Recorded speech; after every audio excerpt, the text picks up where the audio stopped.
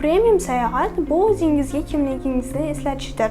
Unda pul emas, daraja muhim. Top darajadagi sayohatni esa aynan VIP Travel Premium xizmatlaridan foydalanishingiz mumkin. Hozir sizni dunyodagi eng qimmat 5 ta dam olish maskani bilan tanishtiraman. Birinchisi, Britaniya Virgin orollaridagi Necker Island. Bu Richard Bransonning shaxsiy oroli. Bir kechasi uchun narx $100,000. Ha, to'g'ri eshitdingiz. Butun bir orol siz va mehmonlaringiz ixtiyorida bo'ladi. Ikkinchisi, Fijidagi Laukala oroli.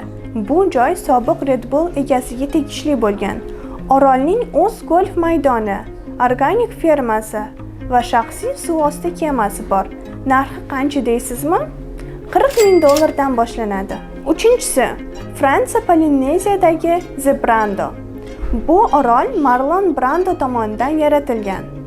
Tabiat va hashamatning mukammal uyg'unligini o'zida mujassam qilgan. Asosan Gollivud yulduzlari bu yerga dam olishga kelishadi. Bir kechasi esa $15,000 dan boshlanadi. To'rtinchisi, Maldiv orollaridagi Cheval Blanc Radhelli, Louis Vuitton kompaniyasiga tegishli. Bu yerda hashamat bu xuddi oddiy normadek. Bir kechasi $12,000 dan boshlanadi va ko'pchilik elita xohlaydiganlar, maxfiylik juda kuchli. Oxirgisi esa Gretsiyadagi Amazon Resort mehmonxonasi. Antik yunoncha hashamat, sokinlik, xotirjamlik va oliy darajadagi xizmatlarni o'zida birlashtirgan mehmonxona. Bir kechasi uchun narxlar 6,000 dan va undan yuqori.